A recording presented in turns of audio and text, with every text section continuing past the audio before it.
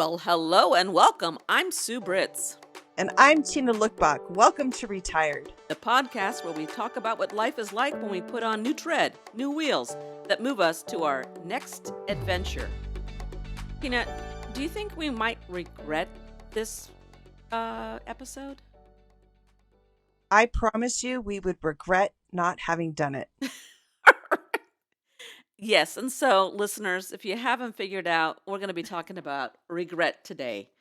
And, I have to say, when you retire, you leave your profession or you put on a new identity, there might be things that you regret going forward or leaving behind. And, it's an interesting topic for us to talk about as we are retired.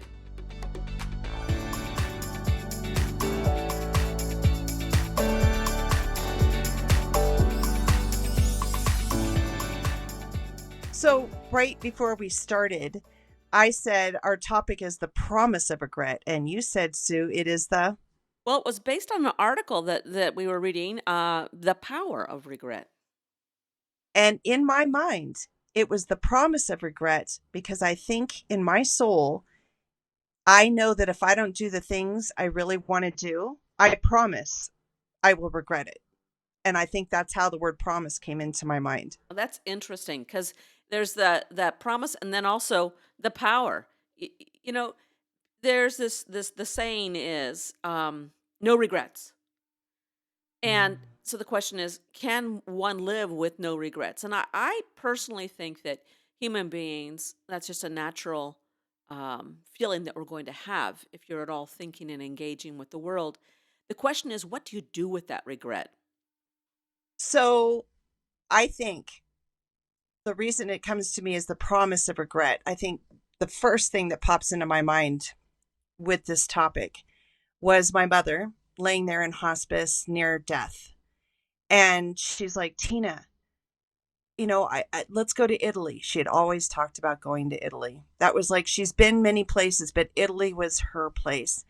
And here she's like, it's not too late. We can go. And of course, I knew it was too late and we couldn't go. And I think in that moment, it was one of the reasons that I have propelled myself to do things that are scary and life-changing from that time forward, because I don't want to be, that's kind of the fuel in me.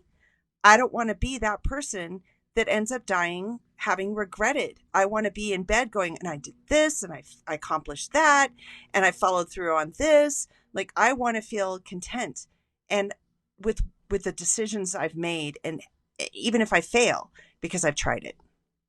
It ties back into our bucket list thing too. So how important is it? I think, on the deathbed, if we drive through life wanting to do and do and do, but at some point, we're not going to be able to do everything because there's infinite things to be done.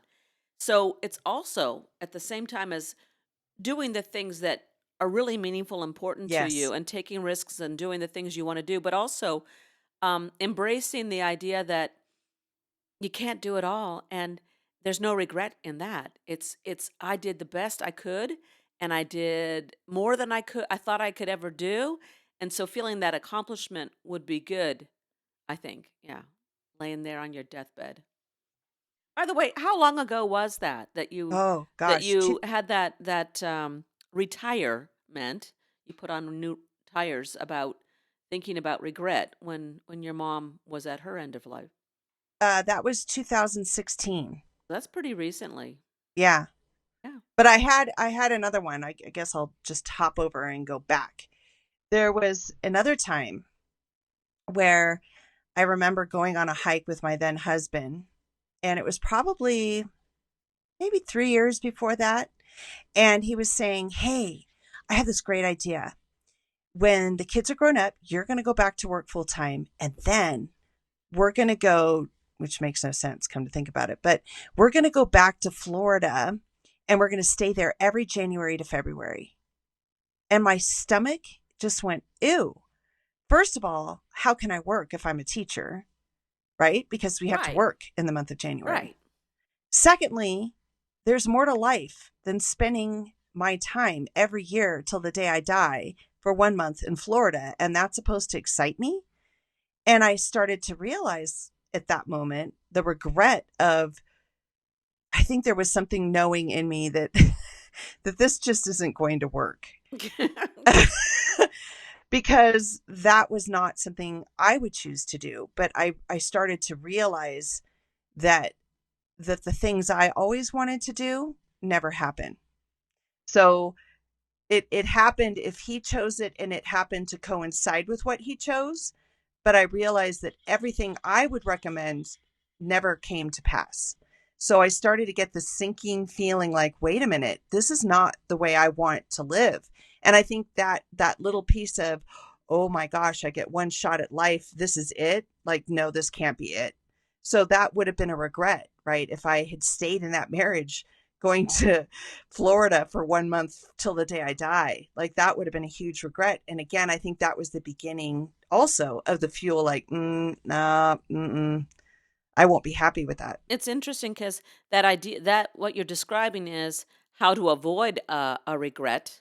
And then Yes. there is like the regret of I'm not doing the things that I'd like to do. So it's twofold. You've got Mm. it's kind of an interesting thing, which leads to, let's just, before we get into deeper into our conversation, think talk about what regret means. What do you think it means? And so, we always have to look at the definitions and so Yes, forth. yes, yes, Okay, yes. but so when you think of regret, I'm looking at your thesaurus, and it will tell you that it has to do with sorrow, remorse, repentance, sad, disappointed. That even mentions things beyond your control or things within your control. It talks about missed opportunity. So those are all the words around it. And when I was thinking about it in that respect, you know, regret is, to me, there's some things that are controllable. It's like your decision that you Uh-huh. can make, and then some things that happen that you have no control over that you may still regret. So that I think there's that separation. Hmm. Um, but then there's also regret at the level of, oh darn, I wish I could have done this or that, an opportunity, or it could be something small or large. But then there's also the things that we've done that we feel repentant about or we feel remorse about. So there's different parts to There this. are. And what you just said about, because the first thing that came to my mind are conversations. I wish that I had been quiet. I wish that I had not said what I said, or an email I should have just kept to myself. I'm getting better at that. But that regret is a frustrating regret because there is no real do-over. And I like my forward thinking, preventative regret. Yeah. Well, I think that comes from having had regrets or things that you, and then that's the whole point of Oh, regret, is that you learn from it. You learn and grow from it so that you can avoid future regrets, and then you can also learn to handle those regrets in better ways, more positive ways that help us grow and get better at and not making those same mistakes or errors. so these horribly regretful things that we wished we hadn't done that we did are actually painful enough to do better in the future if you're aware. So I like that. So it makes the regrettable regret things that we did almost okay because it makes you a better human going forward. Yeah. And if you don't reflect on things and learn from it, you're going to keep making those mistakes. Mm. And if you keep blaming it on someone else or something else, then it's good. It's guaranteed almost that it's going to happen again. So yeah. I was just thinking that when I was divorced and I went into my first therapist that I had chosen to go into, and I said, my goal is to be sure that I never repeat this mistake. And I want to be so strong and so wise and so aware that I don't do this again. And I'm amazed at so many people when ending their relationships don't take the time to figure out what they contributed to be in that situation. I just assumed everybody would. And I'm looking at so many people that do the same pattern again and again and again and again, and marry the same person or get in a relationship with the same person, different face. And I don't know what in me sparked this, I refuse to do this again. Maybe it's because I regretted I had spent so many years and I didn't want to destroy more, you know? Yeah. Because we don't know how long we Yeah. got. Yeah. Well, it's all a gift. Each day is a gift, that's for sure, no matter your circumstance. Yeah, I don't know. I think some people maybe grow up learning how to reflect on things and have a growth mindset.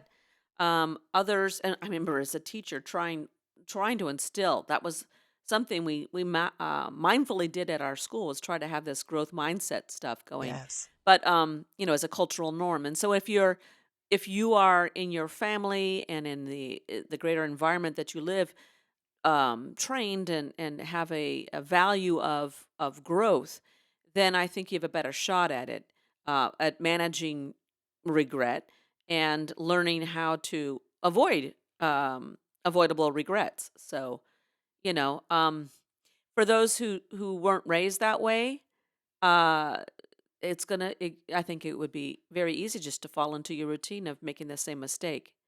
And here's the thing, though, I think we do tend to follow into patterns of behavior. And so if you can catch yourself even, that's a first step correct. in making growth. I mean, it's not like you go from 0 to 100% in one experience. You have to gather the skills and recognize those in yourself, recognize things within yourself to make those changes.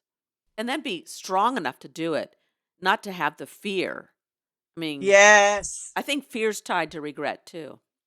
Oh, that is genuinely true and insightful. That just resounded nicely Well, we don't within. do things because we're afraid, and then you're like, "Oh, I don't know if I should do this because, da da," and so you don't do it. And And again, we talked about it on another episode, but I think it's when the pain of staying where you're at becomes greater than the thing that you might fail at going forward. That's what gives courage. And I've been reading recently, it's not that anyone is more courageous.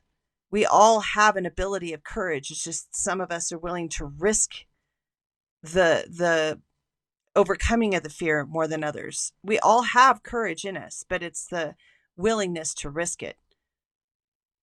Yeah.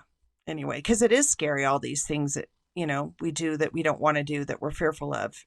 well, All of us. yeah, and for we talk about being confrontational, and Mm, confronting people. It's hard, and so why do we do that? Because I think, at least in my experience, it's because I was acclimated. That was part of my culture to not be confrontational to people, and it's easier to stand up for me to stand up against things that are being done to others or the ills of mhm. society or something political, but to do it for yourself and your interaction with I someone you agree. care about, with people that you care about or love, to have that conversation.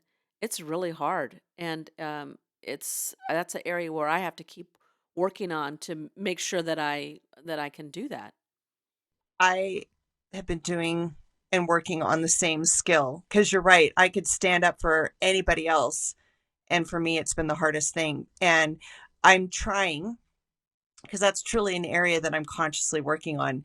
And one of the tricks, if it's possible, is to stand back and pretend that you're just acting and that you're just an actor and you're going forward in this Oscar. So whatever this person is saying Mm. that might be disturbing, you just put on your actor self and pretend you're in a play and you just speak up for yourself because you would if you were an actor given lines.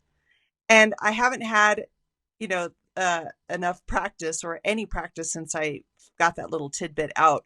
But sometimes I think to myself, oh God, the universe is going to start dropping all these bombs of having to face courageous conversations. And I'm kind of dreading it because I feel like I'm going to manifest this. Like every other week, I'm going to have somewhere, some way with someone, and I'm going to have to practice this Oscar role performance that no one will know but me. That's a cool strategy. I like that. Oftentimes you hear about, speak up for yourself. Imagine yourself as a child. Would you speak up for that child? Well, a lot of Mm, the things that happen are not child conversations. So, I like your idea of the actor. Be an actor for yourself. Yeah, kind of cool. And that way, when people say something that could be triggering, you just have to look at them and go, oh, isn't that cute? That funny little script they have, Oh, that is you know? good. That is good. But the thing is, can you do it in the moment when it's the trigger? Yeah. That's the whole thing. And oh, I don't know if I've said this to you, but so, and lately my goal is that I want to become as calm as a monk. That's my goal. I want to be able to stay as calm as a duck with water rolling off the back. That is my goal. I want to check out of this life with the ability to not be triggered, to be it just completely at peace with whatever. Stand up for myself, of course, but to not let it go into me like a cancer, you know? Yeah, I do, because you can get me going really easy. It lights a fire, and I just instantly start talking with all kinds of enthusiasm and excitement. And at a personal level, I don't go there. That shuts down. But in it, like Mm. I talk about things like with politics or whatever else. Ooh, and then it's like calm down, calm down. And yet I'm thinking, no, it's that important that we don't calm down. But that's a whole nother conversation. Write that down. Topic on the side. Topic on the side.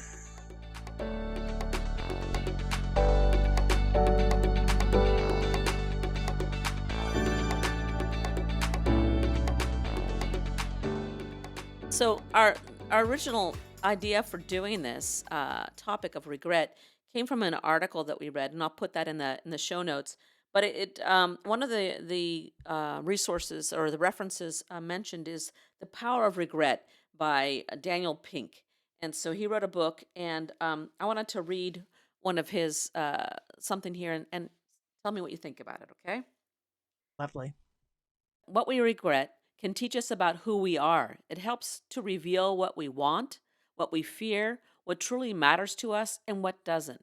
It's an emotion that can help us tune our moral compasses, strengthen our values, and keep us from repeating the same mistakes over and over again. So powerful. So true. I kind of just want to write it down now. And when we get done with the show, I'm going to write it on an index card. Um, What does it do for you when you write it on an index card? What happens when you do that? oh, do you know what? On part of my self-help growth journey is all the things that resound like that really ring true for me, or something that I really want to learn. I put on an index card and I have them with me. So instead of sitting on my phone playing another wood block puzzle game, I whip out the cards because it's really retraining your mind to see life Mm, differently. And I think I used to see life very limited. And these kinds of things help me open up my mind. And I don't see life as limiting anymore. I see it as like a feast, which leads back to the bucket list. And I don't want to regret. Um, I'm going to go back to what you said. Sorry, I've got to leave this quote. We'll get back to it in a minute. But I was going to say, when you're when you were talking about, there's so many things that we want to do that it's impossible to do it all. And again, I had a shifting moment. I went through this phase. Do you remember when I scrapbooked? I oh scrapbooked the yeah, kids and yeah, I would yeah, go on retreats. That was yeah. the only thing I did for myself. And that was my world. And there was one summer where I thought, I'm going to leave up because I'm going to leave everything out and I'm just going to scrapbook all the time. And I realized I don't. I didn't. I just sat there, collected dust, and I realized, oh my gosh, sometimes your brain says you want to do these things, but your whole body really doesn't. And so you think you do, or in fact, you only like it. You don't love it.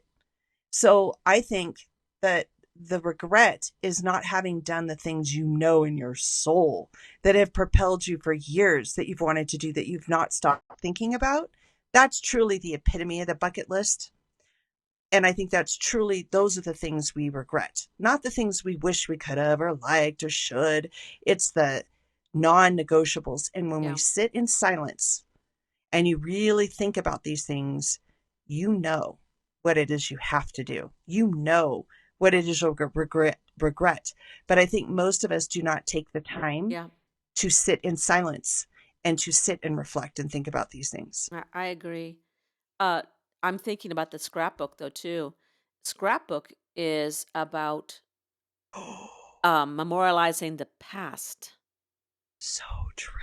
And I think that your soul was saying, I need to move forward and be engaged with my life that's in front of me.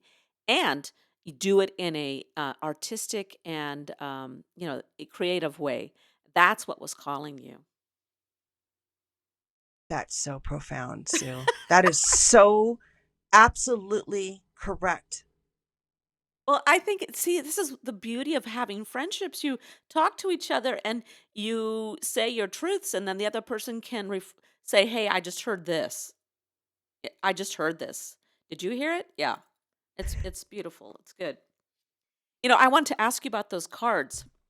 You know, Oh, yeah. I think that strategy is very cool. Not everyone would want to carry index cards around with them and look at them, but I like the idea.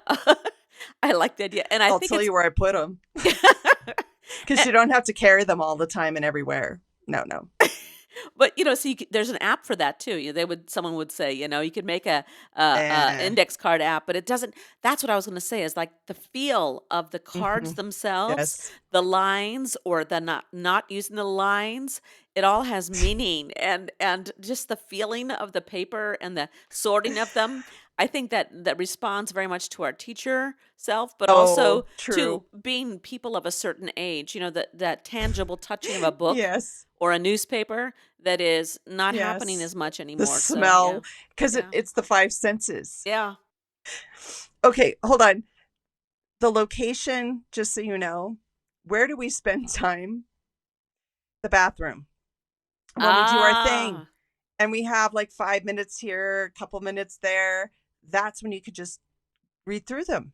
And instead of bringing my phone into the bathroom, I leave it out and I look at the cards or I have a little stack next to my bed. So before I go to sleep at night, one of the things I'm conditioning, because I used to be and still am working on, I'm a worrywart. So if I don't go to bed with some positive thoughts, I'm going to be stewing all night long and working on this insomnia situation.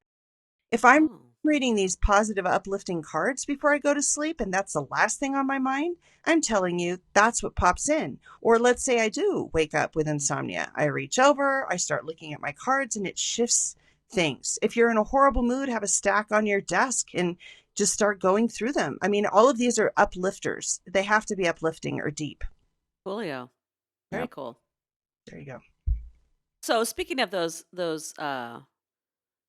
cards, so we're back Yes. to Daniel Pink's Yes, please. Yes, what the needs and I thought wants this and was kind of cool, regret helps us reveal what we want. yeah. Sometimes we don't pay attention to what you really want. What we fear, so you don't say something to someone or you say the wrong thing to someone. That's that interpersonal. What truly matters to us and what doesn't.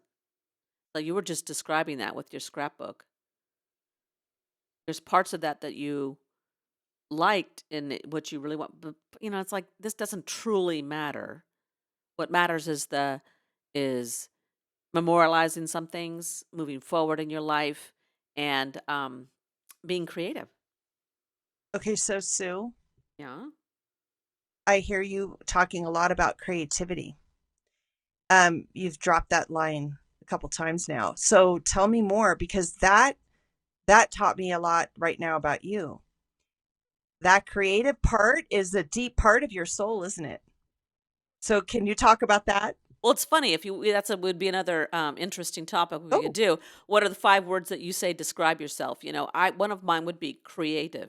That's one of my top qualities that I love and embrace, and that I know that I pursue in my life all the time, and I always have from the time I was a kid doing organizing and putting on neighborhood plays and musicals with all the script writing and the scenery and the costumes and the invitations and the chair to doing this podcast and everything in between. That's and that's what I loved about teaching too, is that it invites you uh to give information, to teach the content in a creative way so that people can respond to it and engage with it and synthesize their knowledge about something. It's exciting, it's fun. So I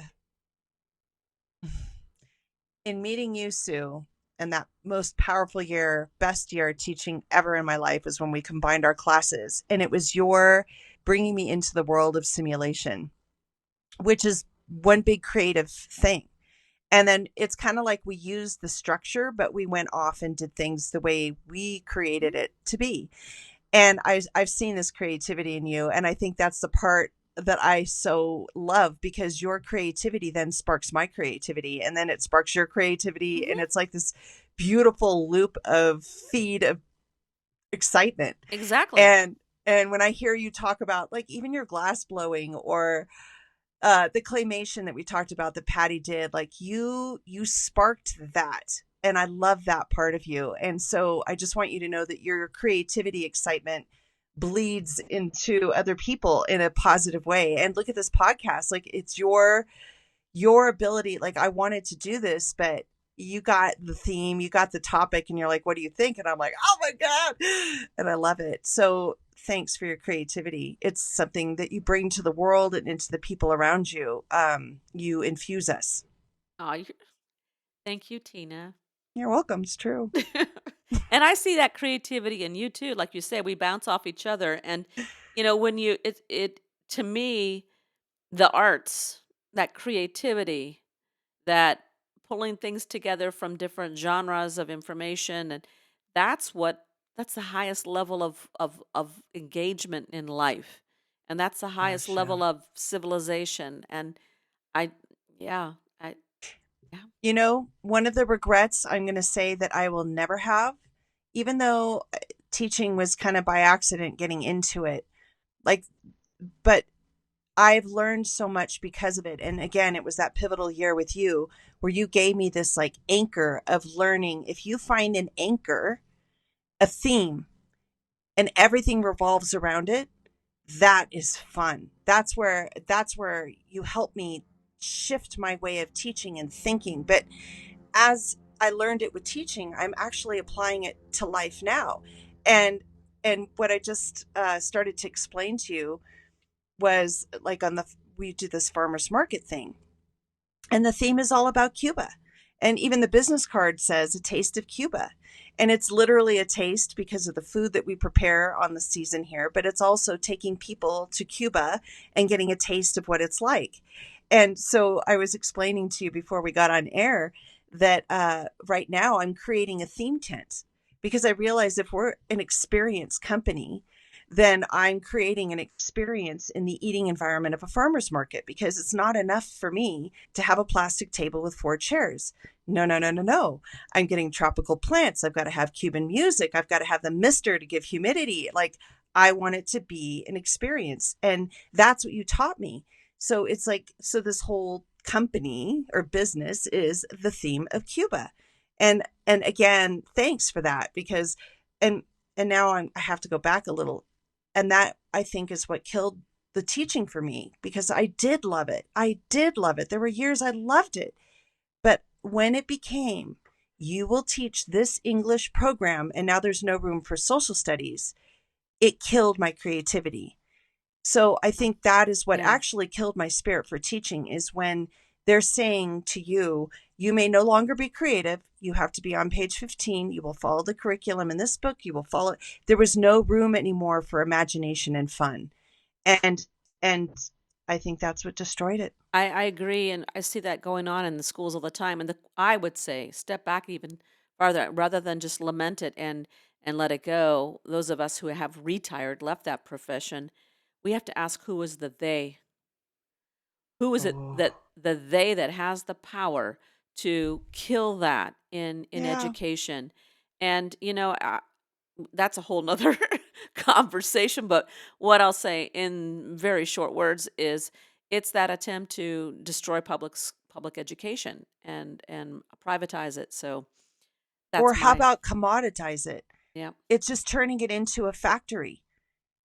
And We're going backwards in education, not forwards with that. yes, And I also feel it takes away the autonomy. Like most of us, you will always find people that should not be in a certain profession anywhere.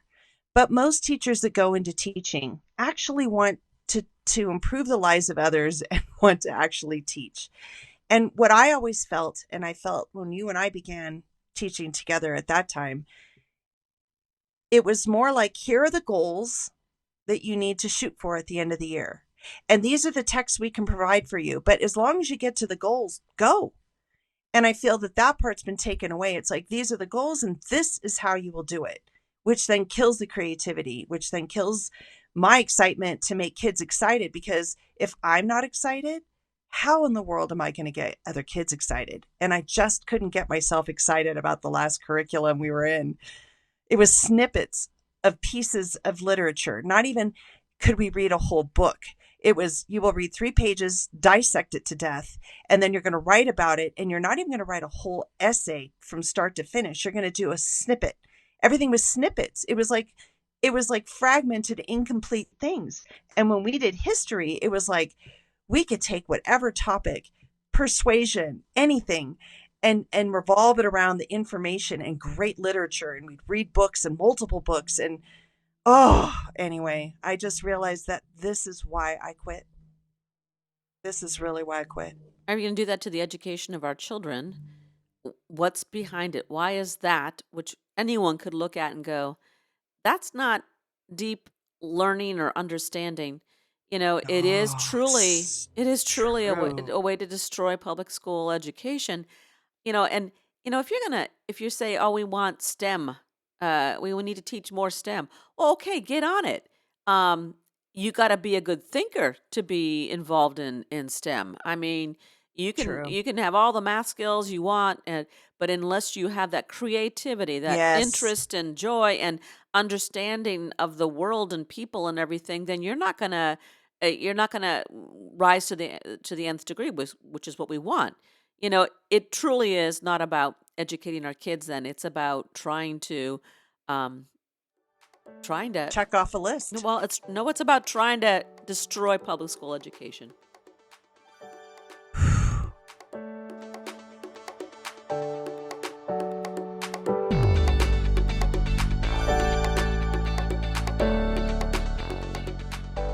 So in keeping with our idea of an organic conversation, we've kind of gone back to talking about education, which is natural. We're two retired teachers. Let's wrap this up. Last thoughts about teaching and regret. And you know what? I think we should do another episode on regret. I do too.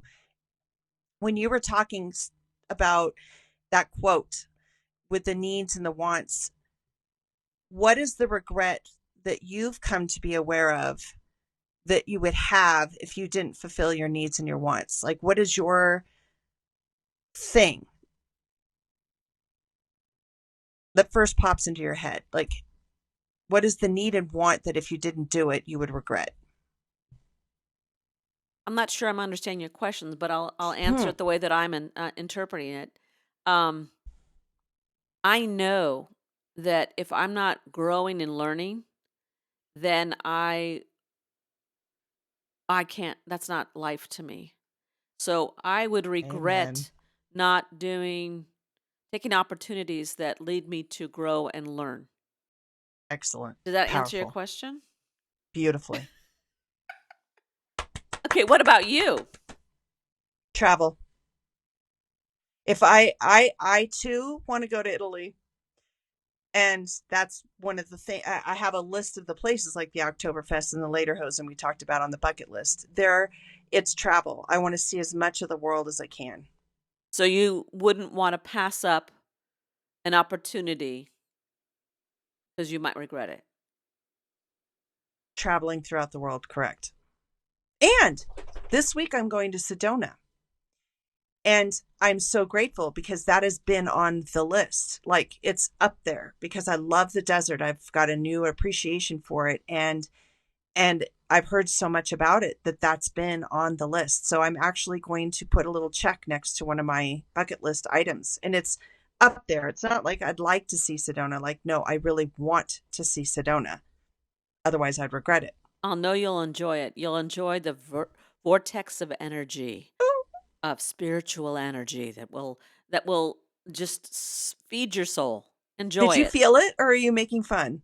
No, I don't make fun of that. I'm exaggerating just to be dramatic, but um, Your Oscar I'm performance. never. I'm so dramatic. No, um, no. I love Sedona. I've been back a number of times Oh, because my parents live down in Phoenix area, and so uh, when I'm driving, that's an easy one to go through. And I've oh, stayed in Sedona many a time, and a lot of interesting experiences. We'll have to talk about them someday. You oh, you and I. oh. Juicy. Well, I don't know if it's juicy. It's Oh, I think, yeah, I I th know. I Well, think it's a juicy for us. I think a Our lot level of of learning juiciness is the goes on. same. I think a lot of learning goes on in Sedona. I think it's a place where, yeah, you Wow. do figure things out. There is And that special energy there. actually I'm going because I'm a beta practice person for a retreat. So I'm actually going to learn, and it's about the introspection and how to take care of yourself. So the theme is very relevant, I guess, to Sedona, which is why she picked it. The beautiful location.